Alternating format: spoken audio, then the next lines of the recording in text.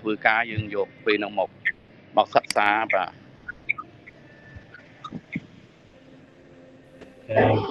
គុណលោកវិញ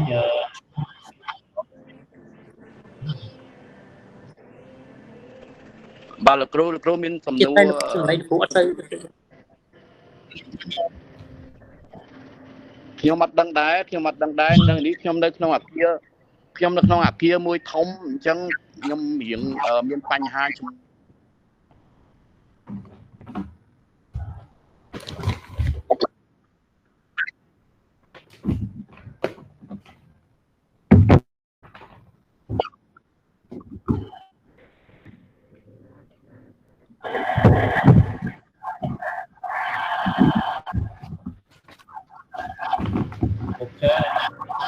លោកគ្រូមានសំណួរគ្រូខ្ញុំចង់បញ្ជាក់ឈ្មោះឈ្មោះខ្ញុំភូនផសអូណូភូនភូម៉ារ៉ាផសអូមកស្អាស្លាពីរស្អាស្លាពីភូនភូម៉ារ៉ាបាទនៅក្នុង list តារាងខ្ញុំលេខ8លោកគ្រូឈ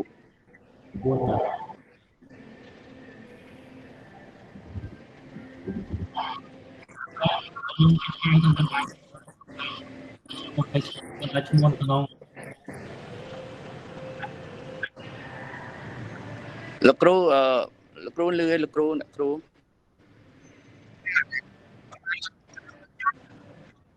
លឺពួកគាត់មិនមានខ្យល់បន្តិចខ្លាំងបន្តិចបាទខ្ញុំលេខរៀងទី8លោកគ្រូ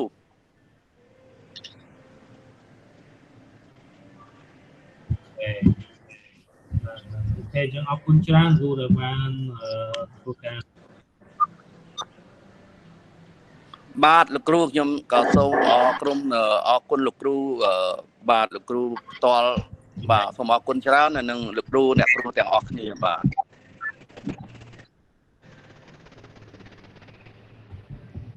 មិនដឹងថាអ៊ីនធឺណិតខ្ញុំអត់សូវមានបាទអញ្ចឹងលោកគ្រូខ្ញុំសូមជូនបន្តទៅលោកគ្រូអ្នកគ្រូផ្សេងទៀតលោកគ្រូបាទ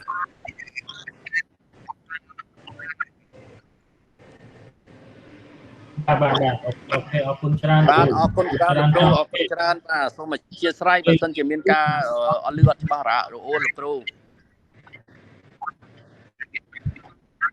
បាទដោយសារឥឡូវយើងពេលយូរដែរហើយចឹងយើងឈ្មោះបានហើយ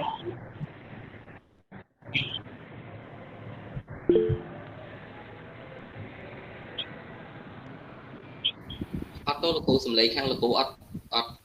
ខ្ញុំចាំអត់អធិស្ឋានលោកគ្រូខ្ញុំឮសំឡេងលោកគ្រូអត់ច្បាស់លោកគ្រូអធិស្ឋាន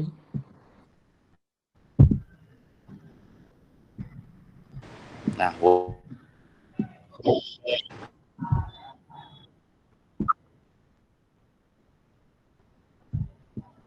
អធិស្ឋានលោកគ្រូដតីឮសំឡេងលោកគ្រូដតីច្បាស់ឮអត់ច្បាស់សោះខ្ញុំអត់ឮដែរលោកគ្រូបាទដាច់ស្ងាត់លោកគ្រូអូខេមែនរូលសំឡេងខ្ញុំច្បាស់ដោយសារដឹងថាសេវាខ្ញុំអត់សូវមានខាងរូអត់សូវមានខ្ញុំស្ដាប់ពីខាងនោះមកវិញអត់សូវច្បាស់ដែរបាទលោកគ្រូពេលលោកគ្រូហៅឮច្បាស់លោកគ្រូដល់ពេលលោកគ្រូមានប្រសាសន៍បន្តទៀតគឺអត់ឮទេឮដាច់ហ្នឹងអូខេចុះឥឡូវឮច្បាស់នៅឮបានទេប៉ុណ្ណឹងសំឡេងប៉ុណ្ណឹងបានលោកគ្រូឮប៉ុណ្ណឹងច្បាស់លោកគ្រូបាទអូខេអរគុណអញ្ចឹងខ្ញុំសូមហៅឈ្មោះណាដើម្បីកុំឲ្យខ្ញុំច្រឡំខ្ញុំសូមហៅឈ្មោះដោយសារពេលវាយូរដែរហើយអញ្ចឹងចប់រៀងខ្លួនបានត្រៀមខ្លួនរួចរាល់ទាំងអស់ទេហើយខ្ញុំសូមហៅនៅក្នុង list នៅក្នុង Google Meet ម្ដងទៅបាទលោកគ្រូផាន់ណាសូមអញ្ជើញណែនាំលោកផាន់ណាបាទលោកគ្រូដូចជាលោកគ្រូដតីទៀតដែលកំពុងតែនៅក្នុងថ្នាក់បាទបងសិនបាទខ្ញុំឈ្មោះពុទ្ធផាណៈសប្តាហ៍ខ្ញុំមានមុខរបរជាបើកវីដេអូផង ខ្ញុំឈ្មោះអ៊ុតបណ្ណៈសប្តាហ៍មានមុខរបរជាជំនួយការមេធាវីនៅក្រុមហ៊ុនមកកន្លែងទីតាំងក្រុមហ៊ុនគឺនៅឆ្ងាយនៅផ្លូវទៅនគរកប់ស្រូវអញ្ចឹងយើងឆ្ងាយបន្តិចហើយចំពោះមូលហេតុនេះបានជាខ្ញុំសម្រេចចិត្តជ្រើសរើសក្នុងវគ្គសិក្សាគ្រូសាស្ត្រកម្រិត10តែកន្លងមកនេះគឺខ្ញុំធ្លាប់បានទទួលបានឱកាសថ្នាក់បរិញ្ញាក្រៅម៉ោងហើយស្របពេលដែលខ្ញុំឆ្លាញ់មុខរបរគ្រូបរិញ្ញាដែរដោយសារធ្លាប់មានបទពិសោធន៍បរិញ្ញាកាលពី7-8ឆ្នាំមុនតែដល់ពេលខ្ញុំខានបរិញ្ញាយូរហើយដែលត្រង់ទៅគឺមិនសូវជាមានទំនុកចិត្តសម្រាប់ខ្លួនឯងខ្ញុំក៏អត់ទាន់សម្រេចចិត្តក្នុងការទទួលយកកិច្ចការងារហ្នឹងក៏សម្រេចចិត្តជ្រើសរើសក្នុងការវគ្គសិក្សាខ្លីដើម្បីបំពេញសមត្ថភាពខ្លួនឯងថែមទៀតក្នុងការចាប់យកឱកាសហើយនឹងត្រៀមដាក់គោលដៅខ្លួនឯងនេះគឺនៅឆ្នាំក្រោយខ្ញុំនឹងចូលបម្រើកិច្ចការងារនៅក្នុងវិស័យអប់រំនេះដែរនេះតកតងទៅនឹងសំណួរទី3មូលហេតុអីខ្ញុំជ្រើសរើសវគ្គសិក្សាគ្រូកសលកម្រិតឧត្តមនេះតកតងទៅនឹងចំណុចទី4គឺការរំពឹងទុកនៅការសិក្សានេះគឺខ្ញុំរំពឹងថាខ្ញុំនឹងទទួលបានការបំពាក់បំពន់ពីលោកគ្រូឧទ្ទេសក៏ដូចជាបទពិសោធន៍របស់លោកគ្រូអ្នកគ្រូដទៃទៀតតកតងទៅនឹងវគ្គសិក្សាគ្រូកសលនេះដើម្បីខ្ញុំអាចយកនៅបទពិសោធន៍ដូចជាមេរៀនទាំងអស់ហ្នឹងយកមកបំពេញនៅចំណុចខ្វះខាតរបស់ខ្ញុំដើម្បីខ្ញុំអាចសម្រេចគោលដៅក្នុងការចូលបង្រៀនដែលតាមអ្វីដែលខ្ញុំដាក់គោលដៅទុកចំពោះតកតទៅនឹងការរំពឹងទុករបស់ខ្ញុំថាតើខ្ញុំរំពឹងទុកអ្វីខ្លះតកតទៅនឹងការសិក្សាគ្រូកសលវគ្គខ្លីនេះគឺខ្ញុំមានទំនុកចិត្តយ៉ាងមុតមាំថាខ្ញុំអាចនឹងទទួលបាននៅការបំពាក់បំពន់យ៉ាងពិសេសតកតទៅនឹងវគ្គគ្រូកសលអាចយកវិធីសាស្ត្របង្រៀនវិធីសាស្ត្រគ្រប់គ្រងវិធីសាស្ត្រដើម្បីធ្វើឲ្យខ្លួនឯងមាននៅសមត្ថភាពបន្ថែមនេះយកមកធ្វើម៉េចឲ្យសម្រាប់ទៅតាមគោលដៅដែលខ្ញុំបានកំណត់ទុកចំពោះសំណួរទី6តើខ្ញុំបកកែអ្វីគឺដោយសារតែខ្ញុំបញ្ចប់ថ្នាក់បញ្ញាបត្រផ្នែកច្បាប់ខ្ញុំមានបទពិសោធន៍ផ្នែកច្បាប់ខ្លះមិនជាច្រើនទេហើយក៏បទពិសោធន៍កិច្ចការងារកន្លងមកខ្ញុំក៏មានបទពិសោធន៍ផ្នែកទីផ្សារផងដែរអញ្ចឹងក៏សង្ឃឹមថាខ្ញុំនឹងយកអ្វីដែលខ្ញុំមានបូករួមជាមួយនឹងការសិក្សាវគ្គខ្លីនេះយកមកច្បាច់បញ្ចូលគ្នាហើយក៏ដូចជាព្យាយាមរៀនសូត្រពីលោកគ្រូឧទ្ទេសក៏ដូចជាលោកគ្រូអ្នកគ្រូដទៃទៀតក្នុងការចែករំលែកបទពិសោធន៍ដើម្បីយកបទពិសោធន៍ទាំងអស់ហ្នឹងយកមកបំពេញចលនាខ្វះខាតរបស់ខ្ញុំបន្ថែមទៀតដើម្បីបំពេញកិច្ចការងារហើយក៏ដូចជាមិនត្រឹមតែដាក់គោលដៅក្នុងការបរិញ្ញានៅឆ្នាំក្រោយទេគឺយកគ្រូកសលនេះយកមកបំពេញការងារសប្តាហ៍ដែលខ្ញុំជាជំនួយការមេធាវីនេះឲ្យកាន់តែមានប្រសិទ្ធភាពផងដែរបាទអរគុណគ្រូបាទអរគុណច្រើនគ្រូអរគុណច្រើនមិញខ្ញុំស្ដាប់លើគ្រូថាគ្រូចង់ឈានជើងចូលទៅក្នុងវិស័យអប់រំដែរមែនទេគ្រូតាមកត្តាយដែលជំរុញឲ្យគ្រូចង់ឈានជើងចូលក្នុងវិស័យអប់រំដោយសារគ្រូមានជំនាញខាងតកតមួយច្បាប់ហើយជាជំនួយការមេធាវីទៀតតើមានការ motivation អីដែលចង់ដែលធ្វើឲ្យគ្រូចង់ចូលការអប់រំ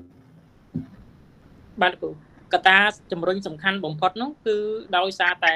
និយាយដល់ត្រង់ខ្ញុំមកដល់បច្ចុប្បន្ននេះគឺខ្ញុំដោយសារតែបានពីការបដិបត្តិនៃការគ្រូបរិញ្ញានេះឯងដោយសារខ្ញុំឡើងមកបំពេញដំបូងគឺខ្ញុំនៅវត្តទេអញ្ចឹងខ្ញុំមើលឃើញថាគុណតម្លៃនៃការអប់រំនេះគឺកើតឡើងមកពីគ្រូបរិញ្ញាដែលគាត់បានបដិបត្តិខ្ញុំហើយអញ្ចឹងខ្ញុំគិតថាស្របពេលនឹងបទពិសោធន៍ការឆ្លាញ់ហើយខ្ញុំក៏ធ្លាប់មានបទពិសោធន៍បរិញ្ញាការពីមុនដែរតែមិនមែនជាបទពិសោធន៍បរិញ្ញាថ្នាក់កម្រិតឧត្តមទេមានអញ្ចឹងមានបទពិសោធន៍ខ្លះក៏ដូចជាឆន្ទៈដែលកំពុងតែមានហើយនឹងចង់ចូលរួមបំពេញបន្ថែមនៅវិស័យអប់រំឲ្យកាន់តែប្រសើរបាទអរគុណច្រើនគ្រូអរគុណច្រើនអញ្ចឹងខ្ញុំសូមចូលទៅកាន់គ្រូទី3ឈ្មោះខណ្ណាបញ្ញា sorry មែនខណ្ណាបញ្ញា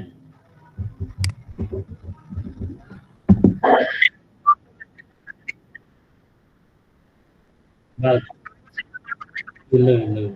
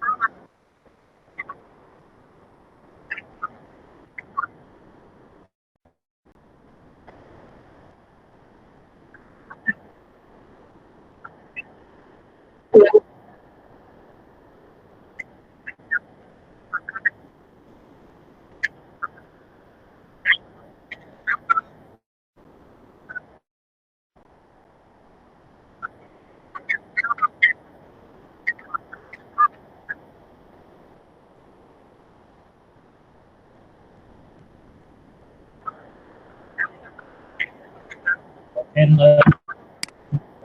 tiết thì xua ra ta quay tới đây ai ở trên dương sầm rạch bán nơi vẽ sắc xa nè để ông lấy cái giấy viết enable you to do well in this course chẳng vụ ai có thay mà những tích ban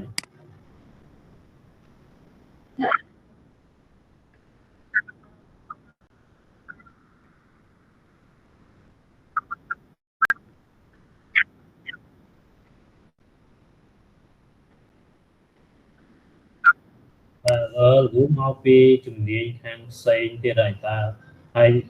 trong cha bảo rong châu này ông rung này chẳng hạn là nhóm sửa bài chất mũi đã đây chỉ dương biên chừng đi muối đây tất hai cho nó lôi ban chớn thằng engineer ở đây ban kia là chất ở trong châu ông rung mình trong châu ông rung quýnh bây giờ trong tôi chẳng phí được mấy rồi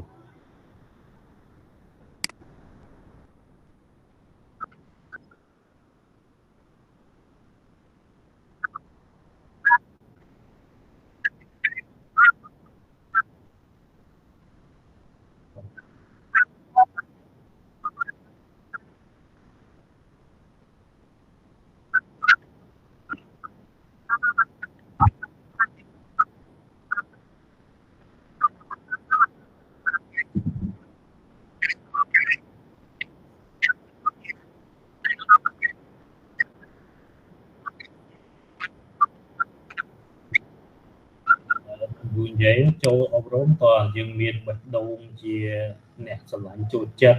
miền bạch đông chỉ nẹt chạy lệ và hai châu được thằng officer ông rốn ban thì sao ông rốn chỉ tu tới vùng đằng cột né cứ chừng nấu nó sẽ đồng giới cứ vì đầu tiếp bây giờ tiếp tiếp cho mọi vi phạm co tiếp tiếp mọi để xanh tiền chẳng còn dương miền bạch đông nông ca sầm lạnh bằng dân chiên châu việt ban ok chẳng nhóm ọc quân trá vụ bánh nhá lấy xong mùi tiết lục cú ấy anh po chẳng nhóm hai chung trời ban trời lục hủ và xong vụ chui này nôm tình bà chui bật camera đó lục hủ nhom nơi tạm theo lục hủ nhom ai xong lang tới khỏi và toàn tiết ban này lục hủ ban ok ở đây thì chắc nhung lỗ mùi xôm lục cơm mây nhiều số lục បានមាន គ្រូលើ សួ ក រ លើគ្រូ បាទលើ បាទលោកគ្រូខ្ញុំឈ្មោះតាមគីម៉េងរាល់ថ្ងៃខ្ញុំជាគ្រូបង្រៀនហើយខ្ញុំធ្វើការនៅតាកែវបាទរយៈពេល8ឆ្នាំហើយខ្ញុំប្រកបមុខរបរជាគ្រូបង្រៀនបាទអញ្ចឹងខ្ញុំចូលទី3ហេតុអីបានជាជ្រើសរើសវគ្គសិក្សានេះ high school មែន បាទលោកគ្រូបាទ អូខេ បាទបានជាខ្ញុំជ្រើសរើសវគ្គសិក្សានេះព្រោះខ្ញុំចង់បានខ្ញុំចង់ធ្វើជាគ្រូបង្រៀនឲ្យល្អហើយបង្រៀនទៅឲ្យគាត់ទទួលជោគជ័យបានល្អក្នុងការសិក្សារបស់គាត់ហើយខ្ញុំចង់បានឧបករណ៍ថ្មីបន្ថែមទៀតដើម្បីបណ្ដុះបណ្ដាលសិស្សគ្រប់គ្រងសិស្សបាទទី4លោកគ្រូសេចក្តីរំពឹងទុករបស់ខ្ញុំគឺខ្ញុំចង់បានបទពិសោធន៍ថ្មីពីលោកគ្រូអ្នកគ្រូមកបំពេញការងារនៅចំណុចខ្វះខាតរបស់ខ្ញុំបាទខ្ញុំចង់បោបទពិសោធន៍ថ្មីឬក៏គ្រូកសលដែលល្អពីលោកគ្រូអ្នកគ្រូដើម្បីយកមកបំពេញនៅចំណុចខ្វះខាតរបស់ខ្ញុំទី5តាអ្នកនឹងធ្វើដូចម្ដេចដើម្បីសម្រាប់សេចក្តីរំពឹងទុករបស់ខ្ញុំវិធីសាស្ត្រខ្ញុំចង់បានសេចក្តីរំពឹងទុកគឺ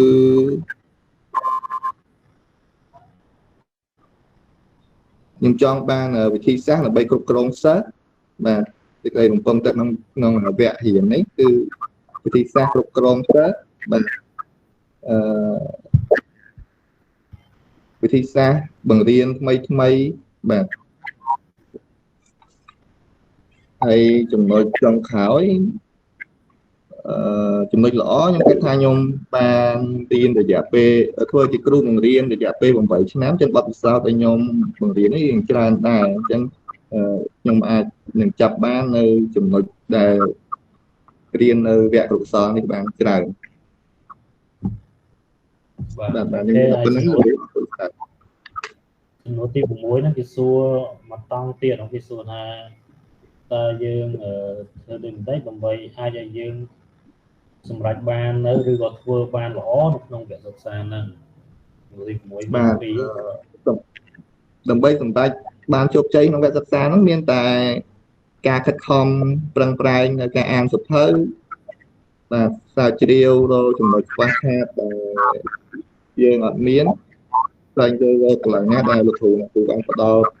ចំណុចល្អមកយើងបាទអូខេ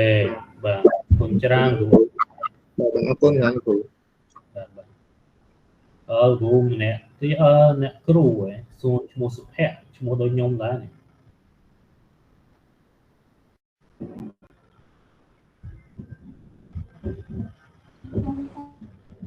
ចាជ្រាបសួរលោកគ្រូជំរាបសួរអ្នកគ្រូអាចចាប់ផ្ដើមបានជួយណែនាំមកភាសា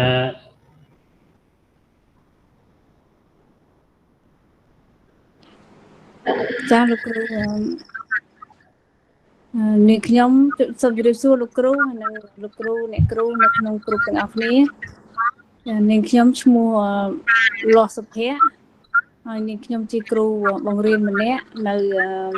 សាលាឯកជននៅខេត្តកំពង់ធំនៅស្រុកបារាយណ៍ហើយខ្ញុំបម្រើការងារនៅសាលាហ្នឹងដូចជា3ឆ្នាំហើយចាបានជាខ្ញុំជ្រើសរើសក្នុងការសិក្សានៅវគ្គសិក្សាអំពីទស្សនវិជ្ជាគឺព្រោះខ្ញុំចង់ស្វែងយល់ពីស៊ីជម្រៅអំពីគោលការណ៍ដែលណែនាំពីការបង្រៀននិងការរៀនព្រោះខ្ញុំដឹងថាទស្សនវិជ្ជាអប់រំគឺជួយឲ្យយើងខ្លាយជាអ្នកអប់រំដែលឆ្លុះបញ្ចាំងហើយមានប្រសិទ្ធភាពជាងមុនហើយសំណួរទី4គឺខ្ញុំរំពឹងពីការសិក្សាវគ្គសិក្សានេះគឺខ្ញុំរំពឹងថាធ្វើឲ្យខ្ញុំទទួលបានការយល់ដឹងច្បាស់អំពីទស្សនវិស័យវិជ្ជានេះជាពិសេសឲ្យតកតងនឹងប្រព័ន្ធអប់រំផ្នែកប្រព័ន្ធអប់រំ ខ្ញុំសង្ឃឹមថាដើម្បីអភិវឌ្ឍទស្សនៈបង្រៀនផ្ទាល់ខ្លួនរបស់ខ្ញុំផ្ទាល់ដែលឲ្យមានន័យបន្ថែមទៀតទៅតាមគោលដៅក្នុងនាមខ្ញុំជាគ្រូបង្រៀនចំណែកសំណួរទី5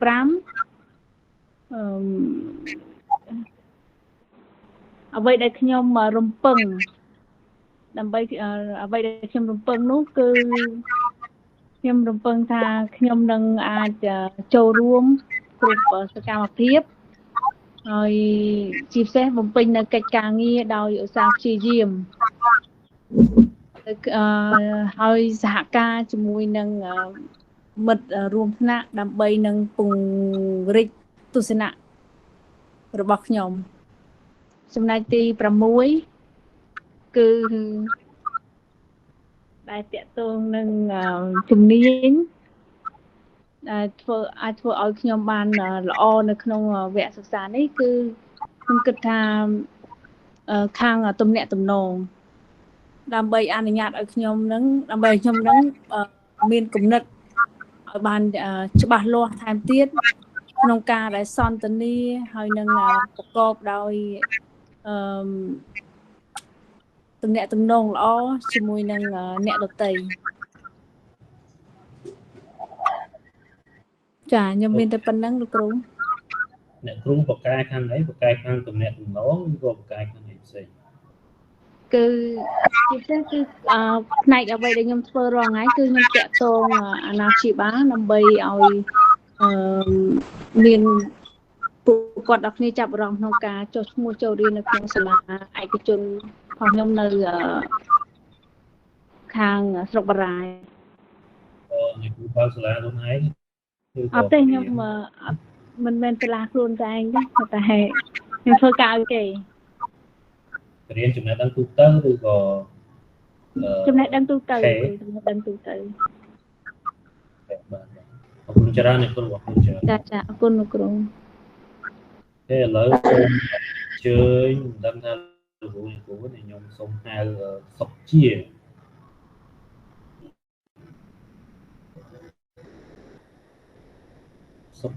សួរលោកគ្រូខ្ញុំឮច្បាស់ហើយលោកគ្រូជំរាបសួរលោកគ្រូខ្ញុំបាទឈ្មោះមាសសុជាលោកបាទខ្ញុំបាទឈ្មោះមាសសុជាបច្ចុប្បន្នខ្ញុំបាទជាប្រធានគម្រោងហើយក៏ជាស្ថាបត្យករដែលមានបទពិសោធន៍10ឆ្នាំហើយបច្ចុប្បន្នធ្វើការនៅក្រុមហ៊ុនវិស័យឯកជននៅរាជធានីភ្នំពេញហើយតាក់ទងមួយការសិក្សារបស់ខ្ញុំហើយពី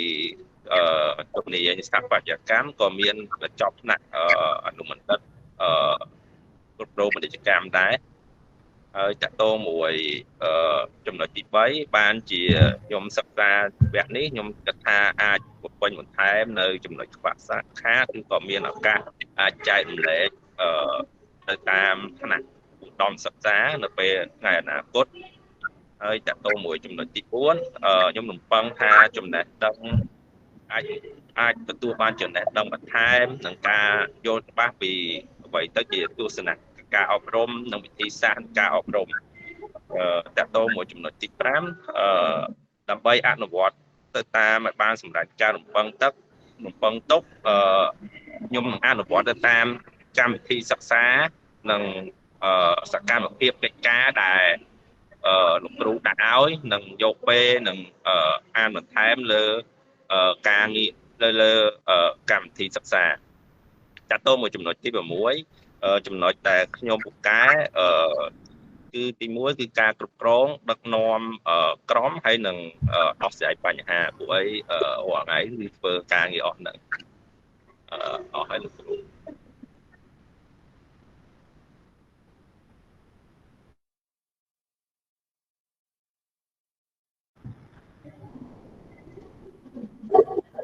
លោកគ្រូមានសំណួរបន្ថែមលោកគ្រូសំណួរទី6ដែរលោកលោកបីអាចឲ្យយើងធ្វើការស្ដាប់បាននៅក្នុងវគ្គសិក្សាយើងបានលោកគ្រូ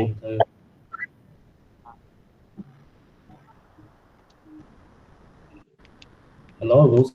ស្ដាប់បានទេលោកទូ ខ្ញុំ បាន អត់សូវលឺច្បាស់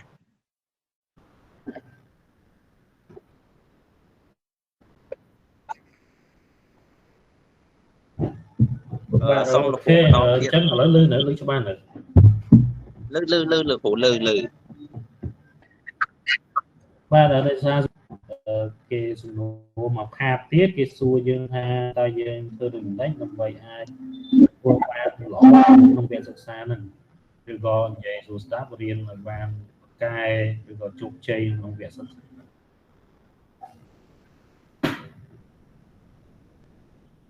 បាទបីជោគជ័យនៅវគ្គការសិក្សាហ្នឹងទី1អនុវត្តកម្មវិធីសិក្សាទៅតាមលោកគ្រូដូចជាធ្វើការងារធ្វើកិច្ចការនិងសកម្មភាពនៅក្នុងថ្នាក់ បាទអូខេអរគុណច្រើនខ្ញុំឃើញគ្រូមានបទពិសោធន៍ការងារច្រើនហើយក៏ទទួលបាន Master ទៅទៅមួយ Business Administration អញ្ចឹងគ្រូ បាទគ្រូ ហើយលោកគ្រូសម្រេចចិត្តថាចង់ចូលអប់រំគឺទាក់ទងមួយការចែករំលែកចំណេះដឹងអីផ្សេងៗអញ្ចឹងគ្រូចង់តែបរៀនទេឬក៏មានចំណាប់អារម្មណ៍ចង់បើកសាលាបើកអីខ្លួន អាហ្នឹងទី1វាអាចមានទាំងពីរយើងអាចដើរតាមដំណាក់កាលអញ្ចឹងលោកគ្រូបាទធម្មតាយើងរៀនពីសេរីយើងត្រូវតែអាចបរៀនគេហើយបើមានឱកាសយើងអាចទៅបន្តទៅទៀត បាទអូខេអរគុណច្រើនគ្រូអរគុណឥឡូវសូមជឿបាទអរគុណច្រើនគ្រូសុវណ្ណខ្ញុំស្គាល់ប៉ុន្តែមិត្តរួមថ្នាក់អត់ទាន់ស្គាល់អញ្ចឹងសូមឲ្យគ្រូជួយណែនាំ6ចំណុចហ្នឹងថែមទៅដើម្បីឲ្យអ្នកទាំងអស់គ្នាគាត់ដឹងពីគ្រូដែរគ្រូរដ្ឋាច្រឡំហៅគ្រូរដ្ឋាមិនគ្រូសុវណ្ណគ្រូរដ្ឋា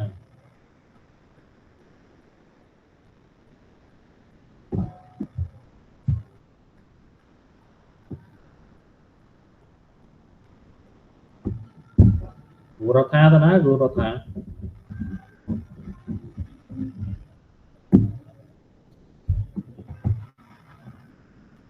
អូភ្លេចបើក voice លោកគ្រូ អូខេបាទគ្រូអញ្ជើញណែនាំតិចដើម្បីឲ្យជាដំបូងខ្ញុំសូមគោរពជំរាបសួរលោកគ្រូមនិតសាំងមីស្ងួននិងលោកគ្រូសុភ័ក្រនិងលោកគ្រូអ្នកគ្រូដែលមានវត្តមាននៅក្នុងថ្នាក់នេះដែរខ្ញុំឈ្មោះសាមសមរដ្ឋាសប្តាហ៍ថ្ងៃជាបុគ្គលិកអប់រំនៅវិទ្យាសាស្ត្រគ្រូកសោរាជធានីភ្នំពេញ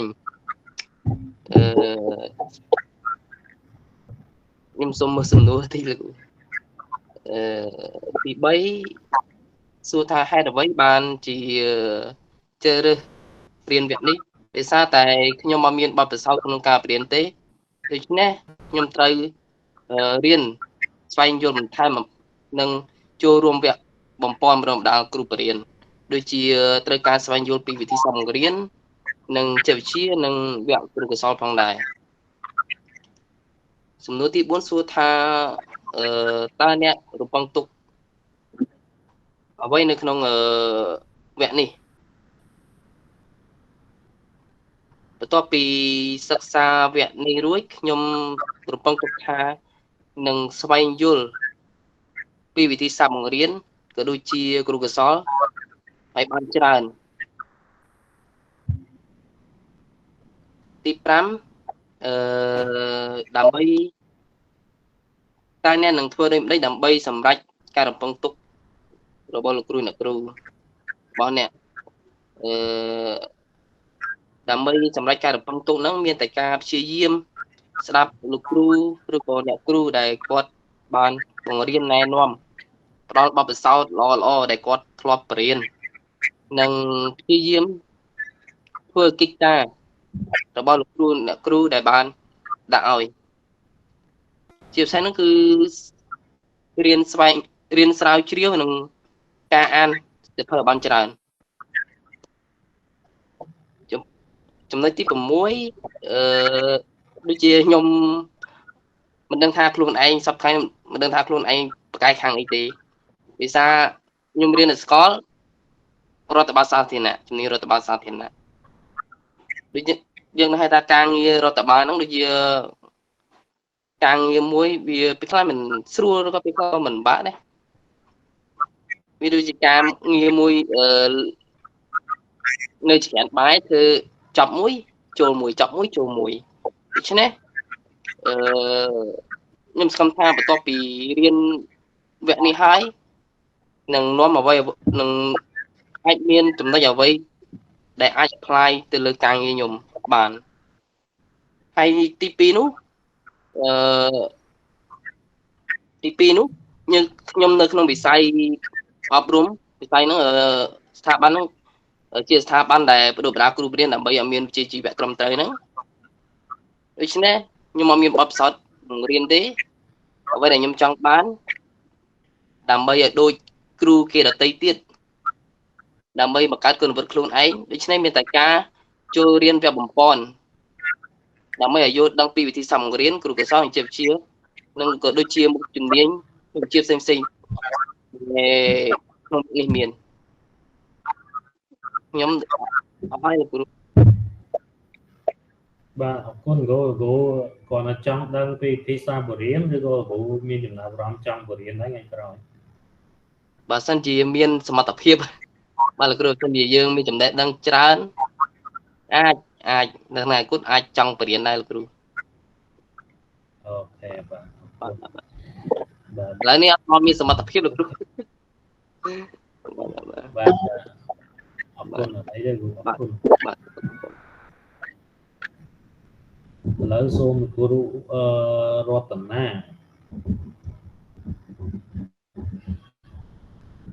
បាទជាដំបូងសូមជំរាបសួរលោកគ្រូហើយក៏ដូចជាលោកគ្រូនៅក្នុងថ្នាក់នេះខ្ញុំឈ្មោះមេរតនាខ្ញុំជាបុគ្គលិកអង្គការហើយក៏ជាគ្រូបង្រៀននៅវិទ្យាល័យហ៊ុនសែនខាងណាចាប់តាំងពីឆ្នាំ2020មកហើយសម្រាប់សំណួរទី3ហើយបានចូលរៀនវគ្គហ្នឹងគឺទី1ដើម្បីពង្រឹងហើយពង្រីកសមត្ថភាពនៅក្នុងការបង្រៀនឲ្យកាន់តែល្អប្រសើរឲ្យខ្លួនឯងកាន់តែមានភាពជឿជាក់នៅក្នុងការបរៀនសិស្សឲ្យកាន់តែល្អប្រសើរហើយដូចជាដើម្បីរំលឹកខ្លួនឯងថាតើយើងគួរធ្វើម៉េចដើម្បីខ្លាយទៅជាគ្រូបង្រៀនដែលល្អប្រសើរជាគ្រូបង្រៀនដែលមានជីវៈត្រឹមត្រូវហើយច្បាស់លាស់ហើយសម្រាប់សំណួរទី4សម្រាប់ការរំពឹងទុកតាមរយៈការសិក្សាវគ្គខ្លីនេះខ្ញុំថានឹងដុសខាត់រាល់ទាំងចំណុចខ្សោយដែលមានឲ្យកាន់តែល្អប្រសើរឡើងមានន័យថាដុសខាត់ចំណុចខ្សោយដែលមានហើយខ្លាយទៅជាចំណុចដែលល្អប្រសើរហើយជាគំរូដល់កូនសិស្សដែលនៅជុំវិញខ្លួនយើងដែរ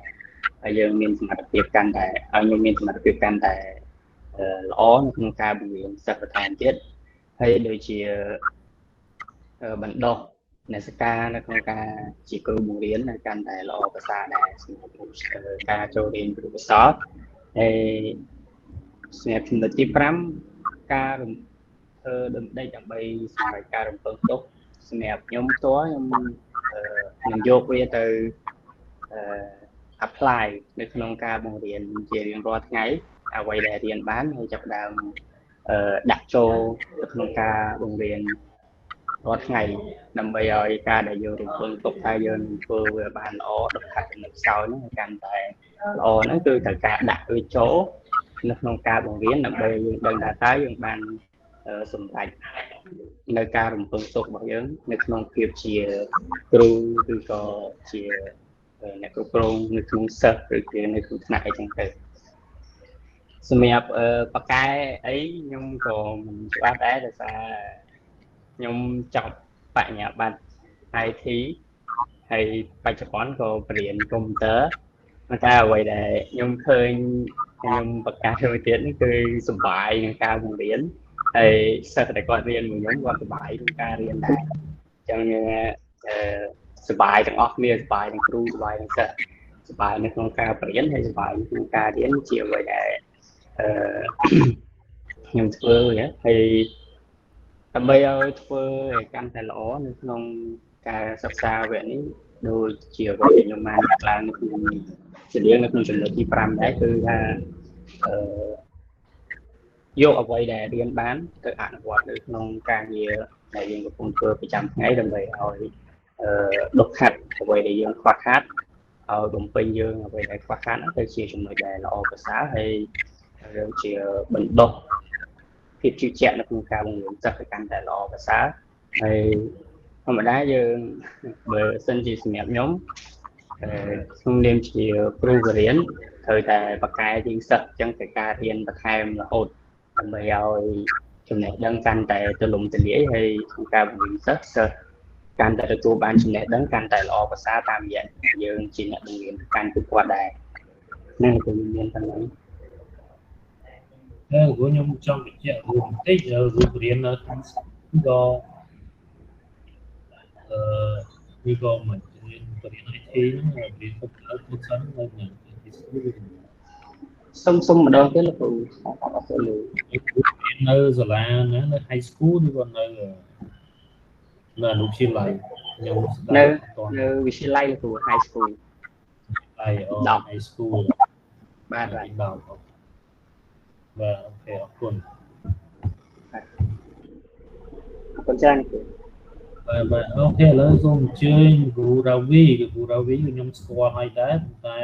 ចង់ដឹងពីចំណុច6ចំណុចពីគ្រូបន្ថែមទៀតហើយមិត្តភ័ក្តិយើងក៏ចង់ដឹងពីគ្រូដែរអញ្ចឹងសូមគ្រូជួយណែនាំបន្តិចមកបាទជាបឋមសូមជំរាបសួរគ្រូបណ្ឌិតសំស្ងួនជំរាបសួរលោកគ្រូពេញសុភ័ក្រនិងជំរាបសួរដល់លោកគ្រូអ្នកគ្រូទាំងអស់ដែលមានវត្តមានក្នុងថ្នាក់សិក្សាយើងទាំងអស់គ្នាខ្ញុំបាទឈ្មោះសុខរាវីបច្ចុប្បន្នជាបុគ្គលិកការិយាល័យរដ្ឋបាលនិងគណនេយ្យនៃវិទ្យាស្ថានគ្រឹះសាស្ត្ររាជធានីភ្នំពេញហើយបច្ចុប្បន្នខ្ញុំបម្រើការរយៈពេលទើបតែបាន1ឆ្នាំជាងទេនៅទីនេះហើយហេតុអ្វីបានខ្ញុំជ្រើសរើសសិក្សាវគ្គនេះដោយសារខ្ញុំគិតថា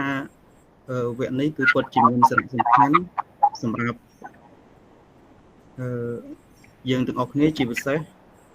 បុគ្គលិកនៅក្នុងវិស័យអប់រំឬក៏លោកគ្រូដែលគាត់ស្រឡាញ់ក្នុងការបង្រៀនពីព្រោះអីដោយសារកន្លងមកដូចខ្ញុំពីមុនខ្ញុំរៀនបញ្ញាបត្រនៅពេលដែលខ្ញុំ master ខ្ញុំគិតថាខ្ញុំអាចនឹងមានលទ្ធភាពក្នុងការបង្រៀនបានដោយសារយើងគិតថាយើងនឹងយក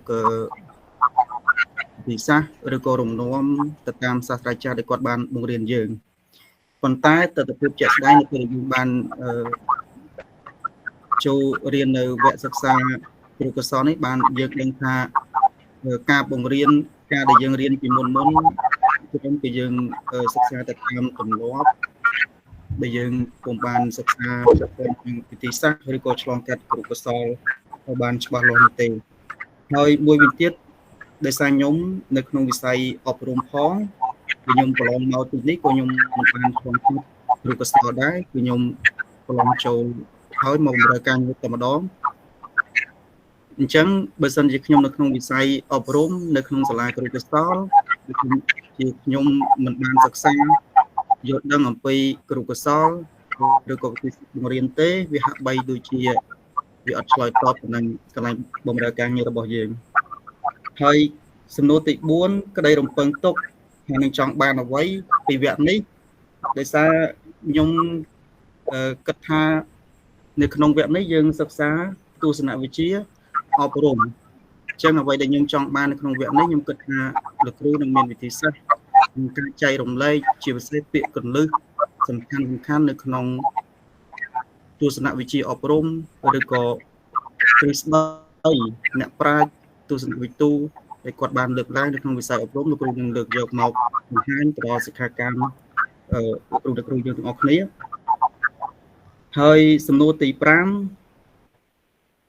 តើខ្ញុំ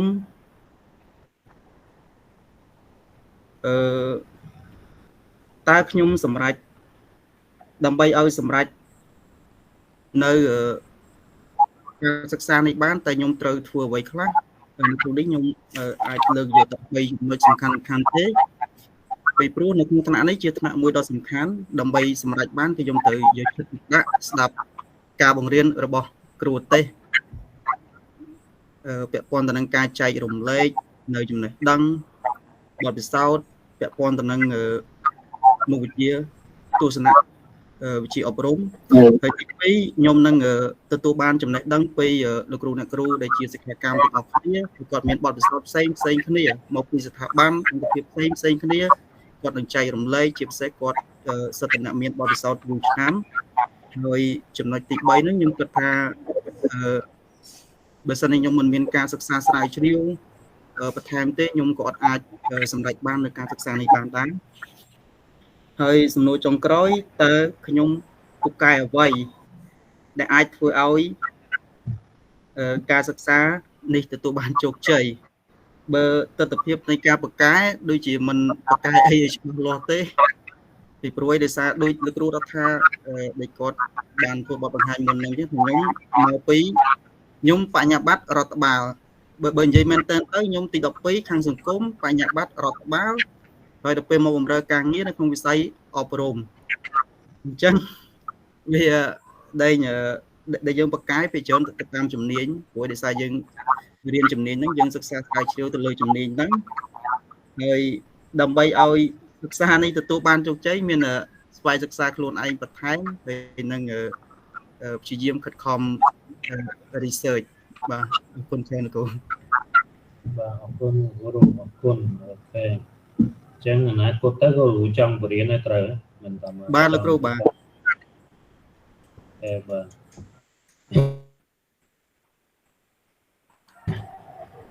ឥឡូវសូមអញ្ជើញលោកគ្រូសុកសុភី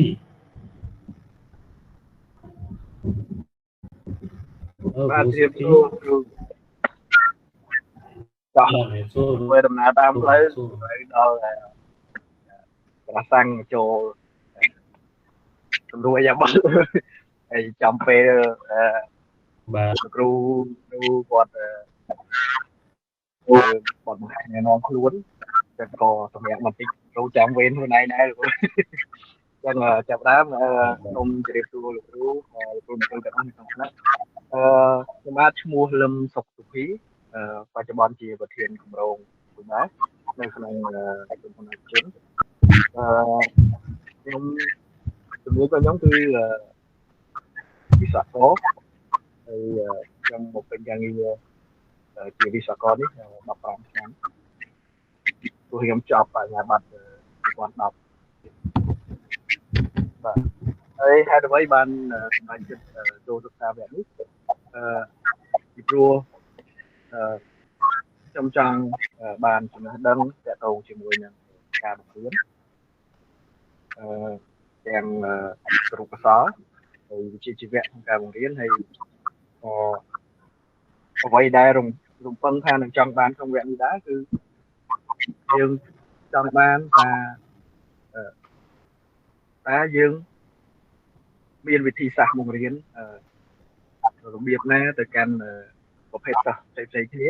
ពីព្រោះរាល់ថ្ងៃនេះបើសម្រាប់ខ្ញុំគ្រប់គ្រងគម្រោងគ្រប់គ្រងការថតយើងមើលទៅលើបុគ្គលិកហើយនឹងជាងកម្មករច្រើនពីជាងយើងប្រហាត់សិស្សឬក៏ប្រហាត់ក្មេងៗអញ្ចឹងទៅហើយ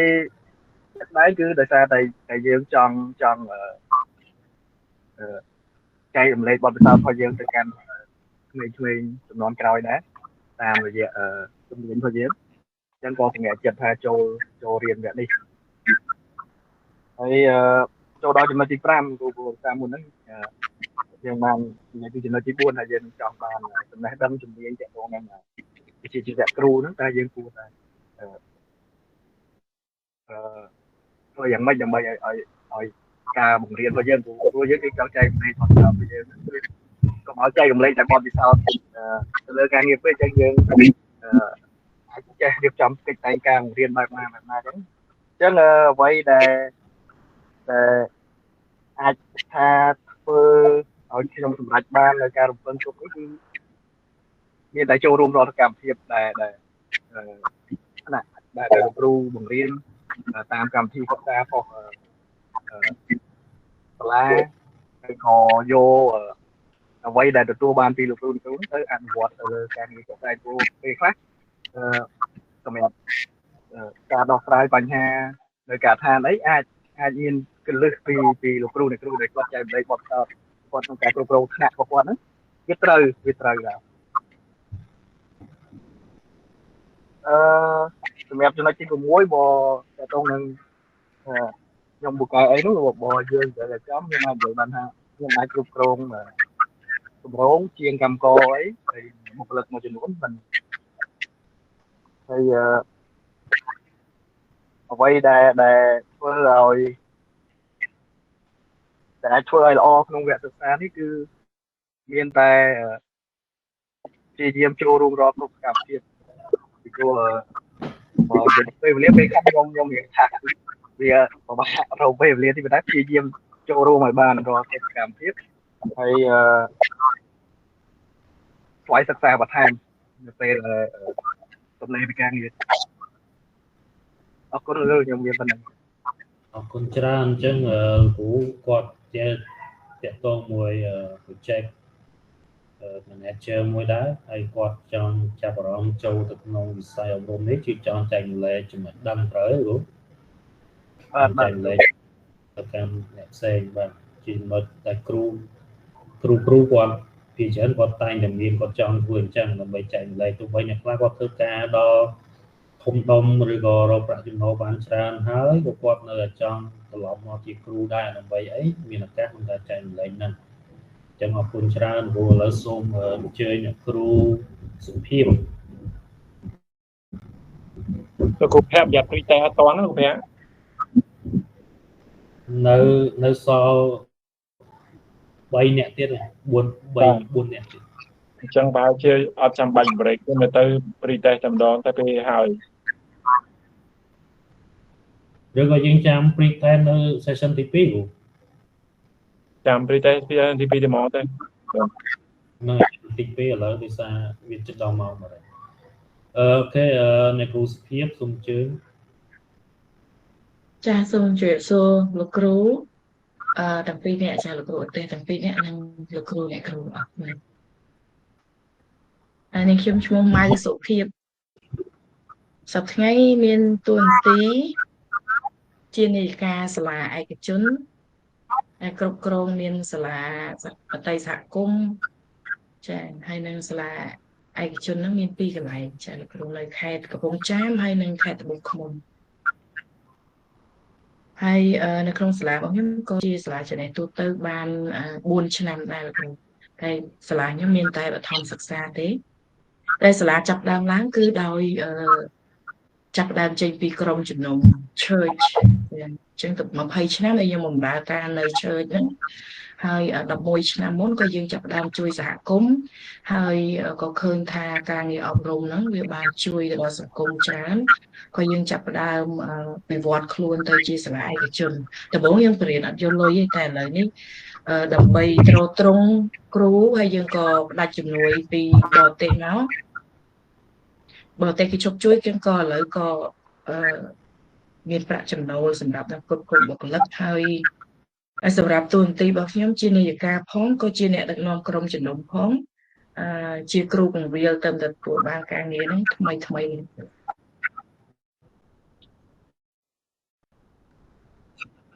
បន្តលោករៀនលោកខានទៅមកនេះមកបរៀនដែរហើយហេតុអីបានជាខ្ញុំចូលរៀននៅវគ្គនេះដោយសារខ្ញុំមានបុគ្គលិកទាំងគ្រូបុគ្គលិកបុគ្គលិកជាងបុគ្គលិកកម្មករចូលអ្នកធ្វើចំការអីហើយ vision របស់កន្លែងខ្ញុំមានទាំងនិយាយទៅច្រើនផ្នែកចឹងលោកដើម្បីទ្រទ្រង់កិច្ចការងារទាំងអស់ហ្នឹងមានអ្នកខ្លះមួយក្រុមគាត់ធ្វើជាអ្នកចំ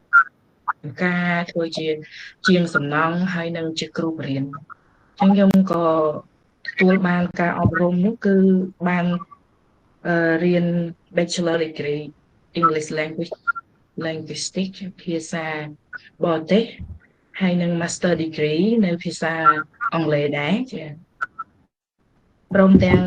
ទទួលសញ្ញាបត្រជាគ្រូបង្រៀនមក World Mission Center នៅប្រទេសកូរ៉េចាអញ្ចឹងដោយសារខ្ញុំដើម្បីជួយដល់ការងាររបស់ខ្ញុំហើយចង់ពិនិត្យមើលកិច្ចការងាររបស់ខ្ញុំបន្ថែមបានជាខ្ញុំចូលរៀននៅវគ្គនេះហើយនឹងទទួលបានបទពិសោធន៍ពីលោកគ្រូអ្នកគ្រូទាំងលោកគ្រូឧទេសនិង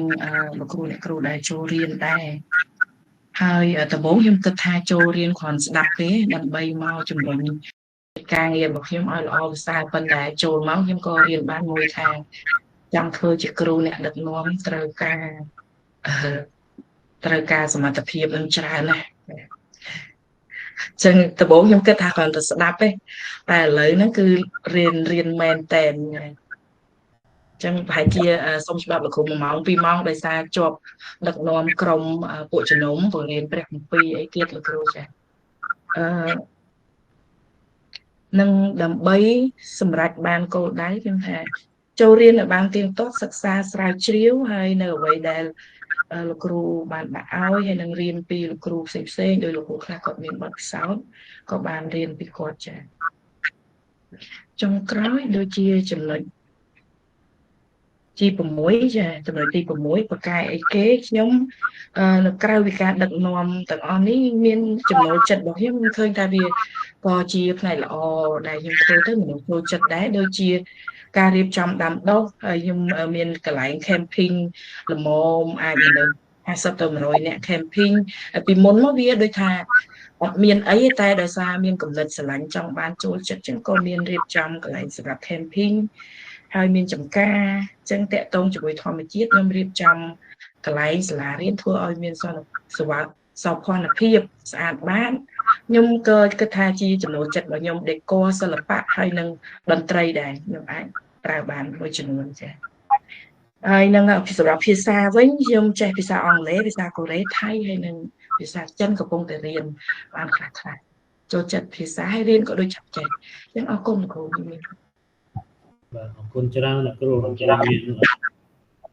មានបទពិសោធន៍ច្រើនទាក់ទងមួយការវំអញ្ចឹងទាំងអស់គ្នាក៏អាចរៀនពីអ្នកគ្រូបានច្រើនដែរអញ្ចឹងវគ្គនេះមិនមែនតែស្ដាប់តែពីគ្រូឧទ្ទេសទេគឺយើងអាចរៀនពីគ្នាទៅវិញទៅមកដោយសារម្នាក់គឺមានបទពិសោធន៍និងជំនាញផ្សេងគ្នាខុសពីការរំពឹងទុករបស់ខ្ញុំការរំពឹងទុករបស់ខ្ញុំគឺខ្ញុំគិតថាមកហ្នឹងគឺនៅក្នុង education ទាំងអស់ហើយទៅពេលមកទៅមានខាង engineer មានខាងច្បាប់មានខាងអីច្រើនអញ្ចឹងយើងអាចសិក្សាពីគ្នាទៅវិញមកបានទេអរគុណច្រើនអ្នកគ្រូឥឡូវសូមអញ្ជើញអ្នកគ្រូសម្រាប់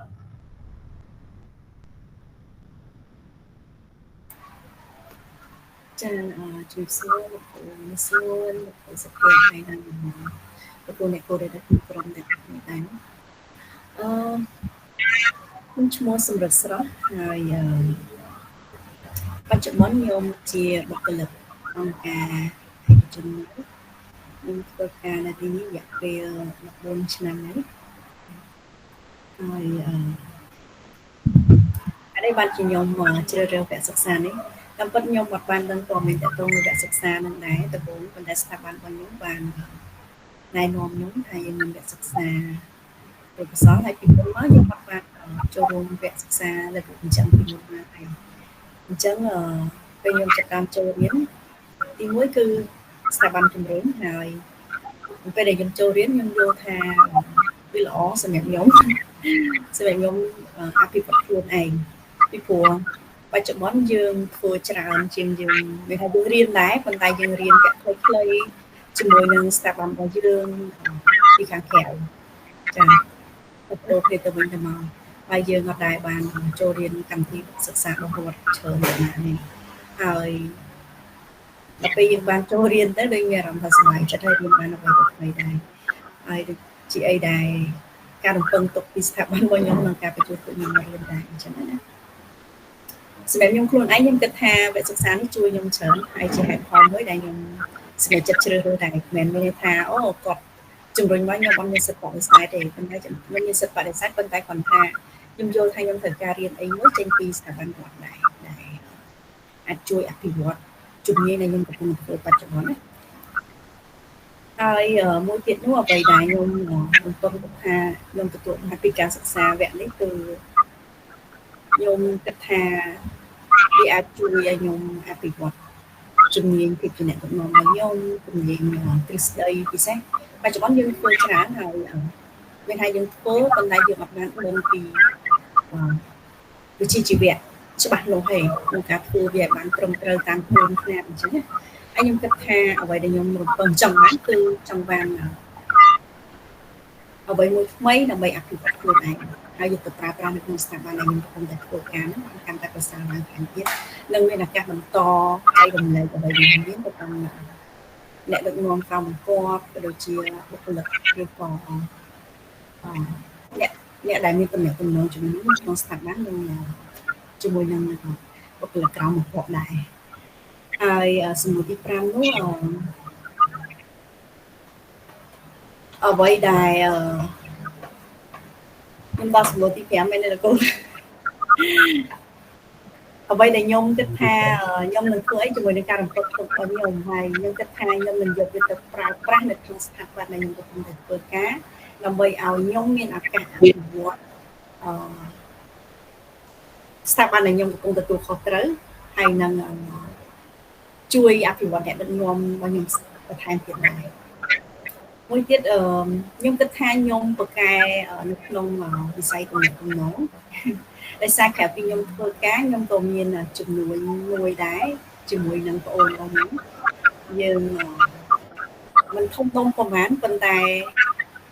ក៏ជាចំណែកមួយដែលតេតូននឹងវិស័យទំនាក់ទំនងដែរហើយបើយើងបកកែទំនាក់ទំនងទៅយើងធ្វើឲ្យនឹងមានដំណើរការល្អគឺមួយទៀតតេតងជាមួយនឹងសំណួរនៅពាក់កណ្ដាលចុងក្រោយហើយតើខ្ញុំគិតថាយក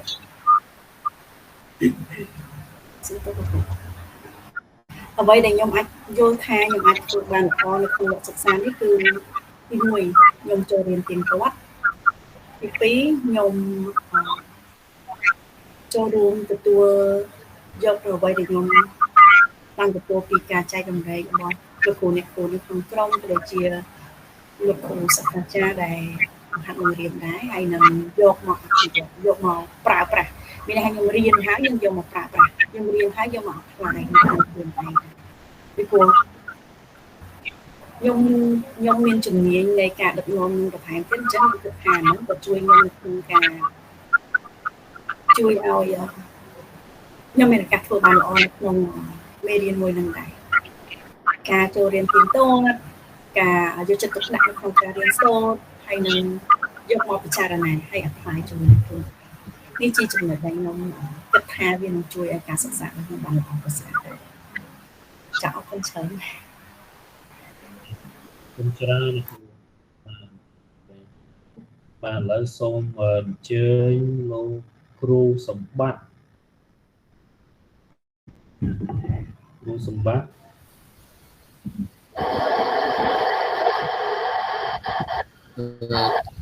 ជំរាបសួរលោកគ្រូហើយលោកគ្រូខ្ញុំបាទឈ្មោះថៃវិសាលសម្បត្តិហើយសប្តាហ៍នេះខ្ញុំមានអាជីវកម្មតខ្លួនទេហើយក៏ជាគ្រូក្រៅម៉ោងប៉ុន្តែជាគ្រូផ្នែកកីឡាទេនៅ Cambodia Country Club ហើយសម្រាប់សំណួរទី2សូមទោសលោកគ្រូ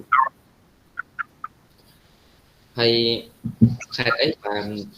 ខ្ញុំត្រូវសិក្សានៅក្នុងវគ្គសិក្សានេះគឺដោយសារតែទី1ខ្ញុំធ្លាប់មានបទពិសោធន៍បង្រៀនជាគ្រូក្រៅម៉ោងរយៈពេល7ឆ្នាំដែរប៉ុន្តែគ្រាន់តែជាគ្រូថ្នាក់វិទ្យាល័យទេគ្រូហើយដោយសារតែខ្ញុំស្រឡាញ់នៅការងារជាគ្រូបរិញ្ញាហ្នឹងហើយក៏ស្រឡាញ់នៅការចែករំលែកនៃចំណេះដឹងហើយក៏មានគោលដៅបន្តទៀតគឺចង់ធ្វើជាគ្រូដែរប៉ុន្តែធ្វើជាគ្រូផ្នែកធ្វើជាគ្រូនៅថ្នាក់សាកលវិទ្យាល័យម្ដងហើយនៅសំណួរទី4សម្រាប់វគ្គនេះខ្ញុំរំពឹងថានឹងបានទទួលបានបទពិសោធន៍ថ្មីហើយនឹងបទដ្ឋានមួយច្បាស់លាស់ទាក់ទងជាមួយនឹងគ្រូកសលក្នុងការបង្រៀនហើយនឹងបរិយាចំណេះដឹងបន្ថែមទៀតហើយបន្តទៀតសម្រាប់ការសម្រេចគោលដៅគឺទី1ខ្ញុំធ្វើការស្រាវជ្រាវបន្ថែមទាក់ទងជាមួយនឹងមេរៀនហើយបំពេញរាល់នៅសកម្មភាព មាននេះនៅក្នុងកម្មវិធីភាសាសម្រាប់វគ្គនេះហើយនឹងធ្វើការស្រាវជ្រាវបន្ថែមទៀតទៅលើមុខវិជ្ជាជំនាញមួយនៅក្នុងថ្នាក់សិក្សានេះហើយសម្រាប់ទី6បើសួរថាខ្ញុំប្រកែកអីខ្ញុំអត់ច្បាស់ដែរប៉ុន្តែដោយសារតែខ្ញុំបញ្ចប់នៅថ្នាក់បរិញ្ញាបត្រច្បាប់និងតំណែងអន្តរជាតិហើយក៏ខ្ញុំមានគម្រោងនឹងឆ្លើយទៅជាក្រុមផ្នែកច្បាប់ដែរហើយសប្តាហ៍នេះខ្ញុំក៏បន្តនៅបរិញ្ញាបត្រជាន់ខ្ពស់ផ្នែកច្បាប់ផ្នែកនីតិឯកជននៅសាកលវិទ្យាល័យសីហមុនីរាជាដែរហើយចំណុចទី6បន្តទៀតដើម្បីឲ្យធ្វើបានល្អនៅក្នុងវគ្គនេះដោយសំណួរទី5ដែរគឺខ្ញុំត្រូវការស្រាវជ្រាវបន្ថែមហើយនឹងបំពេញសកម្មភាពទាំងអស់ដែលមាននៅក្នុងថ្នាក់របស់គ្រូហើយអស់ហើយសម្រាប់ការបង្ហាញរបស់ខ្ញុំគ្រូអរគុណបាទអរគុណច្រើនគ្រូអញ្ចឹងសូមអញ្ជើញចុងក្រោយគេដល់គ្រូនេះដោយសារមានគេរូបថតដាក់មួយលៀង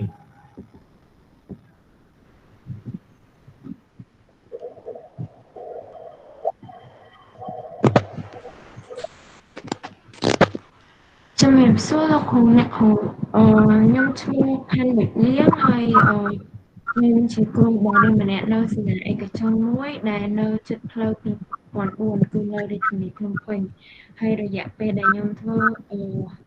គ្រូបង្រៀននោះគឺរយៈពេល3ឆ្នាំហើយដែល2ឆ្នាំគឺខ្ញុំធ្វើនៅបឋមហើយជិត1ឆ្នាំគឺនៅអនុវិទ្យាល័យហើយចំពោះសំណួរទី3ហេតុអ្វីដែលខ្ញុំជ្រើសរើសវគ្គសិក្សាខ្លីនេះដោយសារតែខ្ញុំធ្លាប់បានរៀនគ្រូភាសាវគ្គខ្លីហ្នឹងសិលទឹកកម្រិតមធ្យមហើយខ្ញុំគិតថាខ្ញុំរៀនបានច្រើនពីលោកគ្រូអ្នកគ្រូតែក៏ដូចជាលោកគ្រូអ្នកគ្រូដែលជាមិត្តរួមថ្នាក់នៅកម្រិតមធ្យមហ្នឹងហើយខ្ញុំចង់ពង្រីកចំណេះដឹងតាក់ទងទៅនឹងគោលកសោតនៃឧត្តមហ្នឹងដើម្បីយកបង្កើនឱកាសឲ្យខ្លួនឯងក្នុងការងារដែលមិនត្រឹមតែអាចទៅរៀនមធ្យមបានទេគឺខ្ញុំអាចទៅរៀនដល់អនុវិទ្យាល័យទៀតហើយចំណុចបន្ទាប់នោះគឺខ្ញុំចង់មើលអំពីភាពខុសគ្នារវាងការអប់រំនៅបឋមអនុវិទ្យាល័យហើយនៅវិទ្យាល័យហើយចំណុចចុងក្រោយគឺខ្ញុំចង់សរសេរ research proposal មួយដើម្បីដាក់ឯរូបករណ៍ទៅស្រុកខ្ញុំដែលជាការកំណត់ក៏ដូចជាប្រធានបទមួយដែលសំរុំក្នុងការសរសេរ research proposal នោះហើយចំណុចទី4ខ្ញុំរំពឹងទុកអ្វីអំពីមុខវិជ្ជាទស្សនវិជ្ជាអប់រំនោះគឺខ្ញុំនឹងយកទស្សនវិជ្ជាដែលលោកគ្រូតែដែលគាត់បានដែលគាត់នឹងបរិយាក៏ដូចជាបទពិសោធន៍ដែលគាត់បានចែករំលែកហើយជាមួយនឹងបទពិសោធន៍ដែលលោកគ្រូអ្នកគ្រូដែលគាត់ជាមិត្តរួមថ្នាក់បានចែករំលែកយកទៅអនុវត្តនៅក្នុងការបង្រៀនរបស់ខ្ញុំឲ្យមានប្រសិទ្ធភាពជាងមុនហើយចំពោះសំណួរទី5តើខ្ញុំធ្វើយ៉ាងដូចម្តេចដើម្បីឲ្យការរៀនហ្នឹងគឺទទួលបានប្រសិទ្ធភាពគឺខ្ញុំត្រូវអានសៀវភៅហើយធ្វើកិច្ចការដែលលោកគ្រូឧទ្ទេសដាក់ឲ្យទៀងទាត់ក៏ដូចជាមានកិច្ចកម្មក្នុងកិច្ចការក្រុមហើយសំណួរចុងក្រោយអានោះគឺខ្ញុំកំពុងតែស្វែងយល់អំពីខ្លួនឯងដែរពីព្រោះខ្ញុំមានផ្នែកជាច្រើនដែលខ្ញុំចូលចិត្តធ្វើដូចជាអានសៀវភៅហើយចូលចិត្តភាពច្នៃប្រឌិតអញ្ចឹងខ្ញុំគិតថាខ្ញុំអាចយកទម្លាប់ដែលខ្ញុំធ្វើជាប្រចាំហ្នឹងទៅអនុវត្តចូលទៅក្នុងដូចជាការធ្វើកិច្ចការក្រុមការធ្វើស្នៃមេរៀនក៏ដូចជាបច្ចេកមតិនៅក្នុងកិច្ចការសិក្សាក្រុមហ្នឹងឲ្យមានភាពល្អប្រសើរជាងមុនសូមអរគុណច្រើនលោកគ្រូអរគុណអ្នកគ្រូអរគុណច្រើនអូខេឥឡូវដោយសារយើងម៉ោងយើងច្រើនហើយយើងនឹងមាន free test មួយជូនលោកអ្នកគ្រូដោយសារfree test ហ្នឹងខ្ញុំចង់ដឹងថាពេលដែលគ្រូរៀនចប់វគ្គហ្នឹងតើចំណេះដឹងផលលោកអ្នកគ្រូហ្នឹងមានការកើនឡើងអត់អញ្ចឹងយើងនឹងធ្វើ free test មួយហើយបើសិនបើអ្នកគ្រូលោកគ្រូមានសំណួរផ្សេងៗតទៅជាមួយនឹងខ្ញុំឬក៏លោកគ្រូមានស្ងួន អាចសួរបានចូលទៅក្នុងរូបក៏បានឬអាចតក៏បានដែរខ្ញុំនឹងឆ្លើយប៉ុន្តែពេលនេះគឺដោយសារយើងអស់ម៉ោងពេលវេលាយើងខ្លីដូច្នេះខ្ញុំសូមលោកអ្នកគ្រូសម្រាប់តែ5នាទីទេពេលដែលយើងចូលវិញយើងនឹងរៀបចំធ្វើ pre test ដើម្បីឲ្យដឹងថាពេលដែលលោកគ្រូចាប់ផ្ដើមរៀនតើលោកគ្រូស្ថិតក្នុងចំណុចណាពេលដែលរៀនចប់យើងមាន post test មួយទៀតដើម្បីដឹងថាលោកគ្រូកើនចំណុចដឹងកម្រិតណាអញ្ចឹងមិនទាន់អា list អីយើងសម្រាប់តែ5នាទីទេអញ្ចឹងលោកគ្រូអាចសម្រាប់បាន5នាទីក្រោយជួបគ្នាអរគុណច្រើន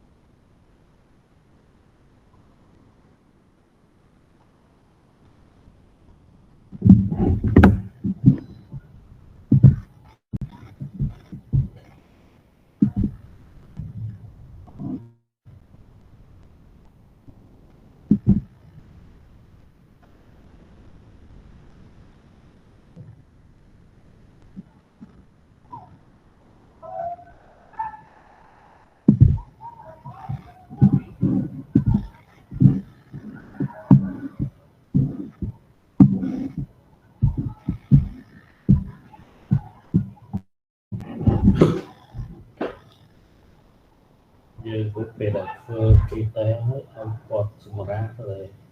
សារ pre test នេះវា90នាទីតែខ្ញុំមើលទៅដោយសារមានគួយស្រមច្រើនតែជាគាត់ចំណាយពេលមិនដល់90នាទីទេដោយសារយើងអត់ទាន់បាន orientation តាក់ទងមួយ assessment ខ្ញុំចង់និយាយ assessment តិចមុនពេលដែលគាត់ចាប់ដើមធ្វើពីខែឬក៏រូអាចមានគេរូអាចណែនាំក៏បានតែទៅ assessment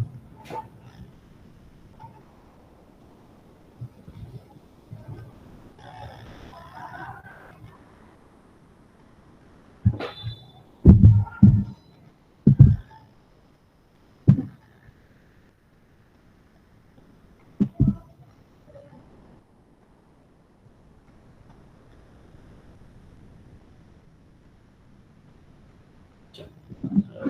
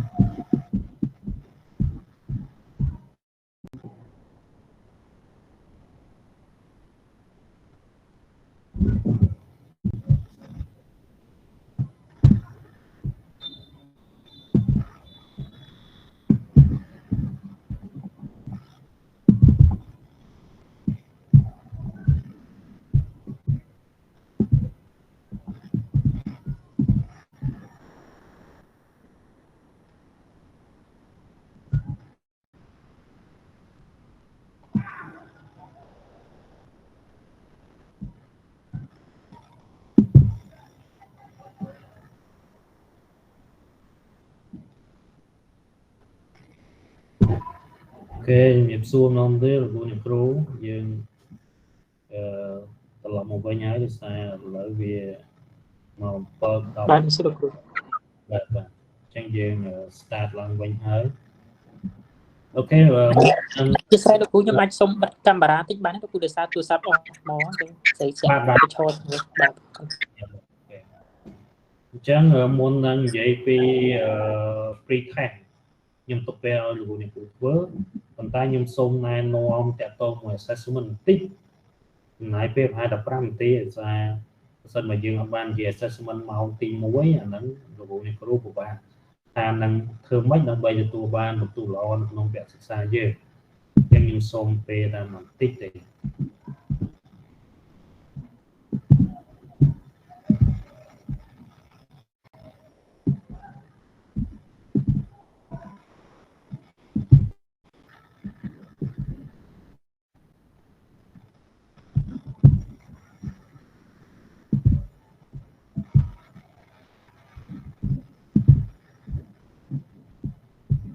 លោកអ្នកគ្រូឃើញខ្ញុំ share screen ទៅហ៎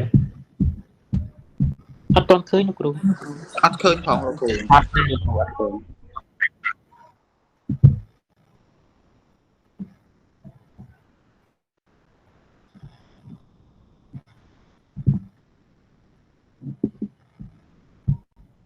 អូខេចុះឥឡូវឃើញហើយនៅឃើញលោកគ្រូបាទឃើញលោកគ្រូឃើញលោកគ្រូ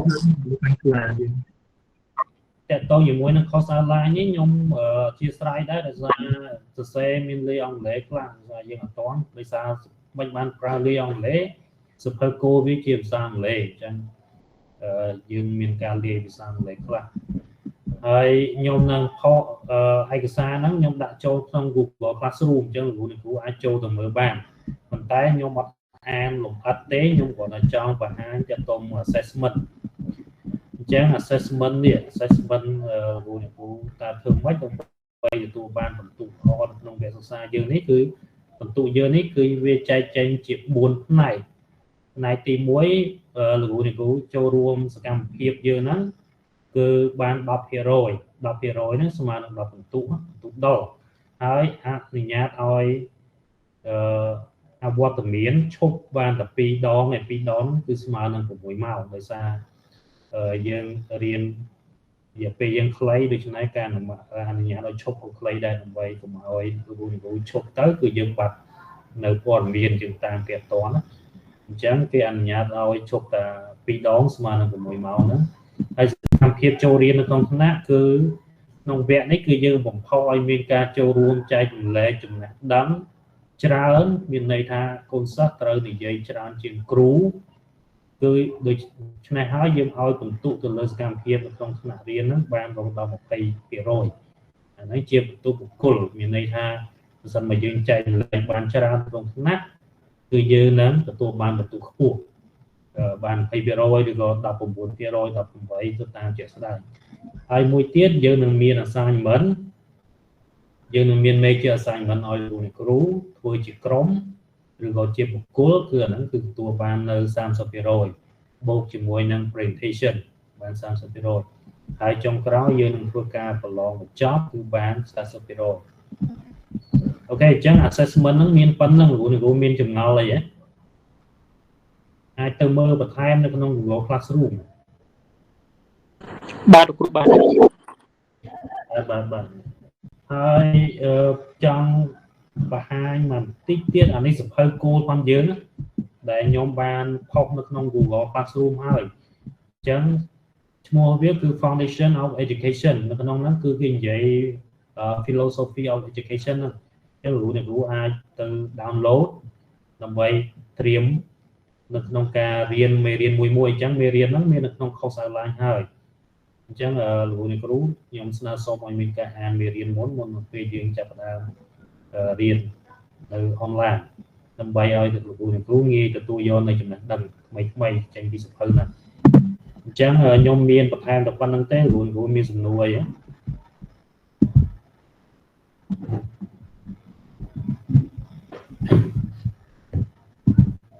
បើមានទេ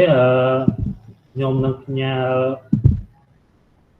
free test ចូលនៅក្នុង Google Classroom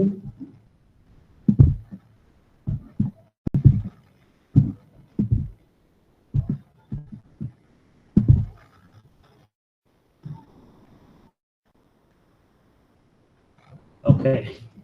ខ្ញុំផ្ញើ free test ចូលក្នុង Google Classroom ហើយ Google ចូលទៅមើលឃើញអត់បាទលោកគ្រូបាទចូលទៅមើលឃើញអត់បើសិនបើអត់ឃើញតាក់ទងមួយខ្ញុំនឹងប្រាប់ទៅធ្វើម៉េចអូខេនៅក្នុង Google នៅក្នុង free test របស់យើងហ្នឹងគឺយើងអត់មានបន្ទុកគាត់ធ្លាក់ទេfree test យើងហ្នឹងគ្រាន់តែ workstone នៅចំណេះដឹងមួយតាក់ទងមួយ philosophy of education ហ្នឹងតើគ្រូយកបានបែបណាហើយពេលដែលយើងរៀនចប់យើងនឹងមាន post test មួយទៀតដើម្បីវាតម្លៃទៅលើការរៀនវគ្គផងយើងមួយវគ្គហ្នឹងតើគ្រូកើនចំណេះដឹងកម្រិតណាហើយដោយសារខ្ញុំរៀបចំអត់តាន់តាក់ទងមួយនឹងទៅយើងត្រូវប្រើ Google យើងត្រូវប្រើ Google Form តែយើងរៀបចំអត់តាន់អញ្ចឹងខ្ញុំដាក់ចេញជា file picture នេះឲ្យអញ្ចឹងគ្រូមើលបើក file picture ហ្នឹងហើយឆ្លើយសំណួរសរសេរចម្លើយចូលក្នុងសៀវភៅហើយថតផ្ញើចម្លើយហ្នឹងដោយមានជាប់ជាមួយនឹងឈ្មោះដាក់ចូលនៅក្នុង Google Classroom វិញអូខេហើយរយៈពេលធ្វើគឺយើងចប់ត្រឹមម៉ោង 8 កន្លះហ្នឹងចប់ត្រឹមម៉ោង 8 កន្លះទៅគ្រូមានចម្ងល់អីហ៎បាទទៅតាមហើយតាមផ្លូវហ្នឹងបងទៅអត់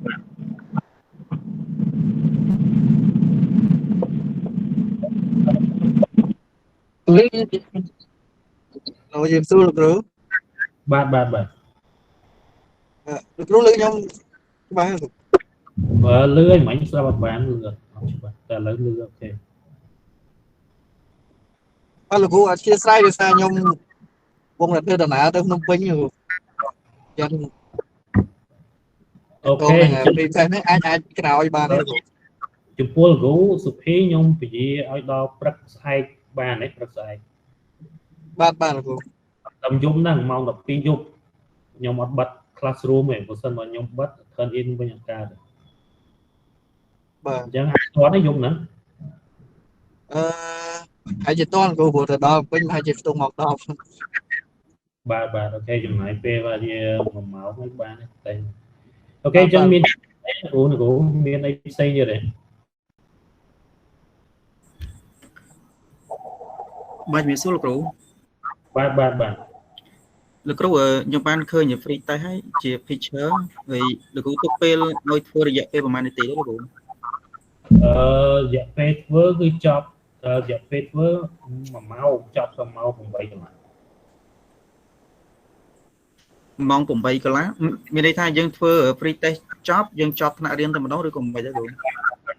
free test ចប់យើងចប់ថ្នាក់បាទលោកគ្រូអរគុណច្រើនបាទមានសំណួរទៀតទេលោកគ្រូយើងច្រឡំយើងឆ្លើយសំណួរនៅក្នុងกระดาษហ្នឹងយើង section 1ហ្នឹងដូចសំណួរទី1អញ្ចឹងខ្ញុំអត់បាច់រៀបរាប់ឡើងវិញខ្ញុំដាក់តលេខ1ហើយយើងធ្វើចម្លើយហ្មងលោកគ្រូបាទដាក់ចម្លើយយកមក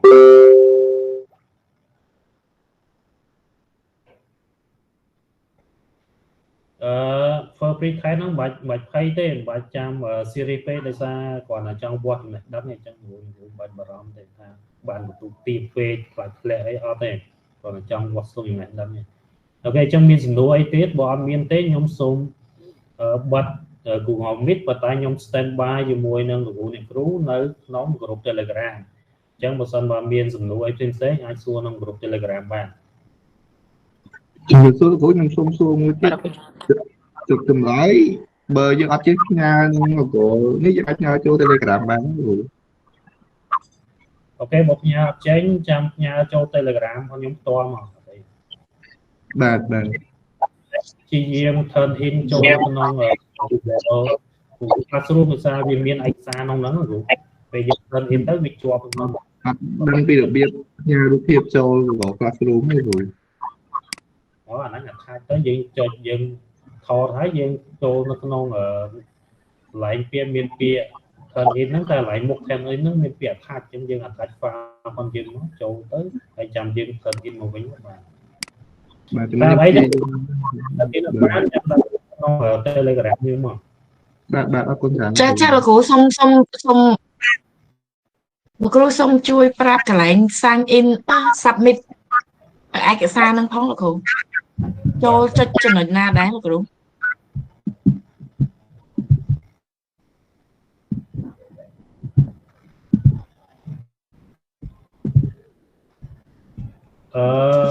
នេះវាមានពាក្យខ្លះវាមាន turn in ឬក៏ខ្លះឬក៏ភាសាខ្លះវាអត់លោក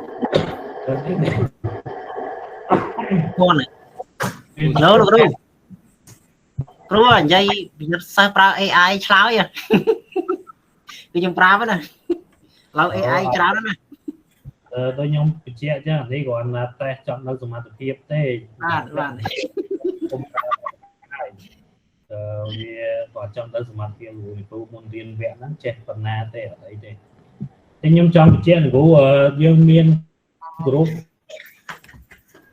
ខ្ញុំទៅខ្លះវាទៅពាក្យ turn in ខ្លះវា turn in នេះវា turn in អញ្ចឹងដោយសារខ្ញុំសេអត់កើតដោយសារអីដោយសារកុំព្យូទ័រខ្ញុំនេះវាអន់គ្រូព្រោះ Classroom អត់គ្រូដោយសារមកមានសិស្សចាំខ្ញុំសេអូខេឥឡូវចាំតិចទៀតខ្ញុំនឹងផុសចូលនៅក្នុង Telegram ឲ្យ share មិនតែបើសិនមិនគ្រូធ្វើចាអរគុណលោកគ្រូចូលបាទអូខេអត់មានសំណួរទៀតទេ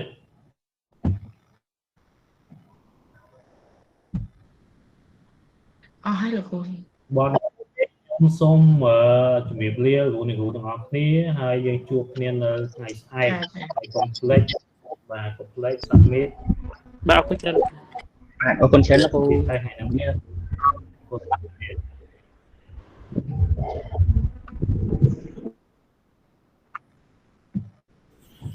អរគុណច្រើនលោកគ្រូជំរាបលា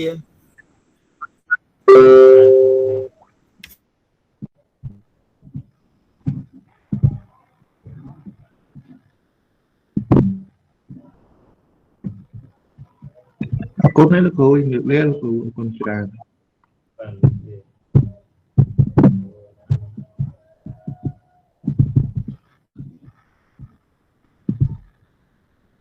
អរគុណលោកគ្រូជំរាបលាលោកគ្រូ